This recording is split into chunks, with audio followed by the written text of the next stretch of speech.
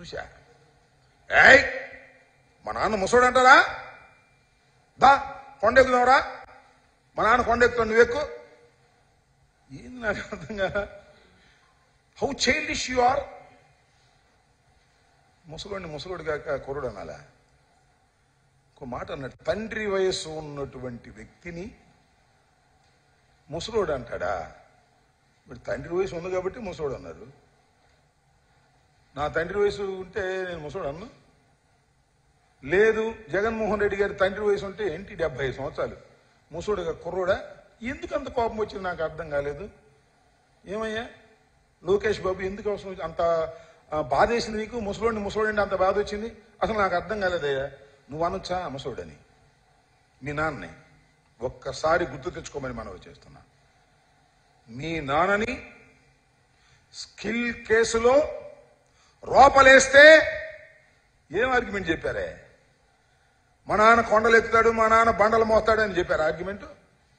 మా నాన్న ముసలోడు, 75 సంవత్సరాలు అయిపోయింది, ఫ్యాన్ లేకపోతే బతకలేడు, 4 అడుగులు ముందుకు వేయలేకపోతున్నాడు.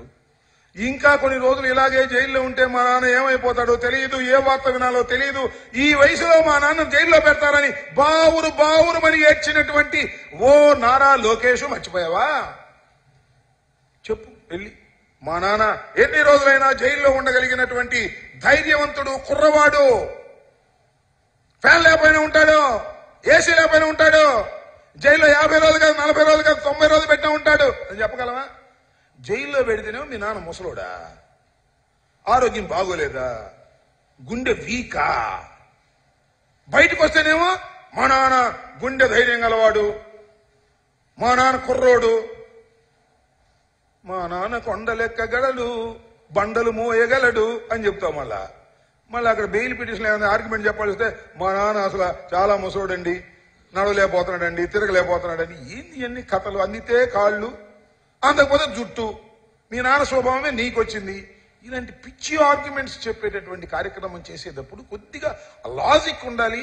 ఇంతకు ముందు మీరు మాట్లాడినటువంటి మాటల యొక్క సారాంశం కూడా తెలుసుకొని ఉండాలి తప్ప ఇవాళ వచ్చి జగన్మోహన్ రెడ్డి గారు ముసలోడు అన్నాడు కాబట్టి మా నాన్న ముసలోడు కాదు కొండలు ఎక్కుతాడు, కొంప తీసి కొండ ఎక్కించావు, కొండ ఎక్కిపోతాడు, ఇక అనుమానమే లేదు. పందెం కోసం కొండ ఎక్కించావు అనుకో, కొండ ఎక్కిపోతాడు. ఇట్లాంటి పిచ్చి పిచ్చి సవాళ్లు చేసే కార్యక్రమం చేయకండి. ప్రజల్ని ఎంటర్టైన్ చేయడానికో లేక మీ తెలుగుదేశం క్యాడర్ని ఉత్సాహపరచడానికో చేసిన ఉత్సాహపడని విషయాన్ని గుర్తుపెట్టుకోమని మనం చేస్తున్నా.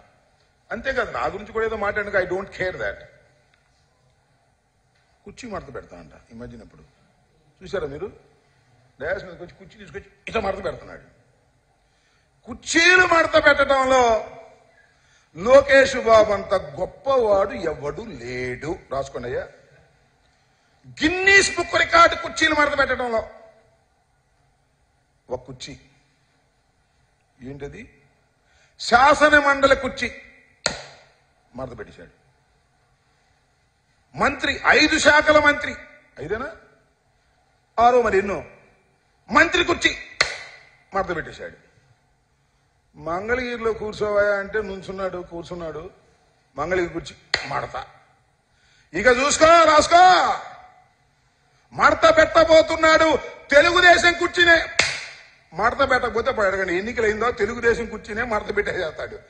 ఏమీ సందేహం లేదు. నేను అనేక సార్లు చెప్తున్నా, అరే బాబు మీ తెలుగుదేశానికి పట్టిన శని ఈ కుర్చీలు మడత పెట్టే లోకేశారా బాబు అంటే, ఆహా మీరు నా మాట నమ్మరు.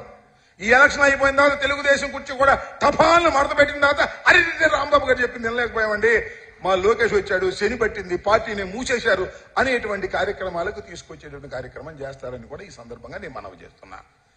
సవాళ్లు స్వీకరించదలుచుకుంటే, దమ్ముంటే, వెన్నుపూసలో బలముంటే సవాలు స్వీకరించండి. ఎప్పుడో చెప్పాం, సింగిల్ గా వచ్చే దమ్ముందా అని.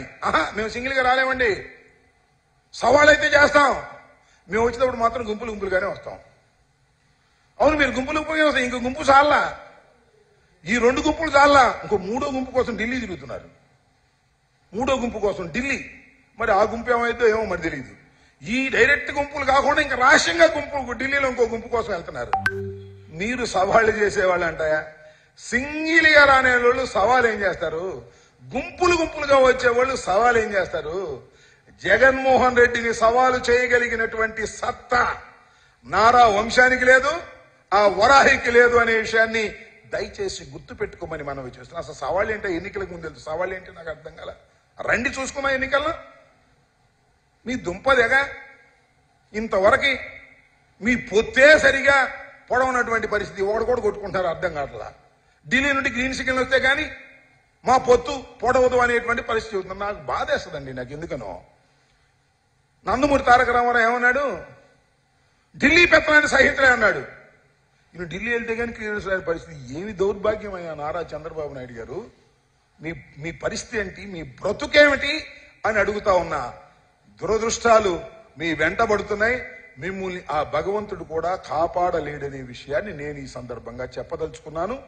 మీ ఇద్దరు ఒకటి శంకారావం రా కదలరా అంటే ఇంకాయన పాపం మీ పార్ట్నర్ ఏం చేయాలో అర్థం కాక ఊళ్ళు బట్టి తిరుగుతున్నాడు. రహస్యంగా తిరుగుతున్నాడు, బహిరంగ తిరుగుతున్నాడు. బహిరంగ పెట్టలేడు, మరి వారాహి ఎక్కలేడు. మరి అయ్యో స్వామి చెప్పినట్టు ఎన్నికలకు ముందు ఎవరైనా ప్రచార రథం తయారు చేసుకుంటారు, అంతేగా. నేను కూడా ప్రచార రథం రేపే ప్రారంభిస్తున్నా. చంద్రబాబు ప్రచార రథం లేదు, లోకేష్ కు ప్రచార రథం లేదు, ఆలు లేదు, కోలు లేదు, సోలు లేదు. కొడుకు పేరు సోమలింగం అని అసలు నువ్వు ఏ పార్టీతో పొత్తు పెట్టుకుంటావో తెలియదు, అసలు నిలబడతావో లేదో తెలియదు, ఎన్ని సీట్లు ఇస్తావో తెలియదు. వారాహి అంట పెద్ద దేశపడి మిలిటరీ లాగా, దానికి పెయింటింగ్లు, దాని మీద ఊరేగింపులు. ఏంది ఆర్భాటాలు నాకు అర్థం కాల. సరుకు లేని వ్యవహారాలంటే ఇలా ఉంటుంది. ఇంతవరకు ఈ వారాహి ఏమైందని నాకు అర్థం చెప్పండి. నాకు ఇంటి పెట్టుకున్నావు అయితే ఒకట్లే. వారాహికి 2 రంగులు వేసాంట, 3వ రంగు వేయాలో లేదో అర్థం కాక ఢిల్లీ నుంచి కవర్ వస్తే 3వ రంగు వేసి అప్పుడు వారాహి తీస్తా అంటే ఏమిటా మీ బతుకుడు రాజకీయాల్లో? నాకు అర్థం కానటువంటి పరిస్థితి. ఇలాంటి దౌర్భాగ్యమైనటువంటి రాజకీయాలు చేస్తున్నటువంటి ఆ గుంపు అర్థమవుతుందా మీకు? అసలు 3 సిద్ధం సభలు చూసిన తర్వాత కూడా అర్థం కావడం లేదా? జగన్మోహన్ రెడ్డి గారి యొక్క ఫాస్ట్ నిర్ణయాలు చూస్తుంటే మీకు అర్థం కావడం లేదా? మార్పులు చూస్తుంటే అర్థం కావడం లేదా? ఎంత కాన్ఫిడెన్స్ గా ఈ ఎన్నికల రణరంగంలోకి దూకబోతున్నామో, ఎంత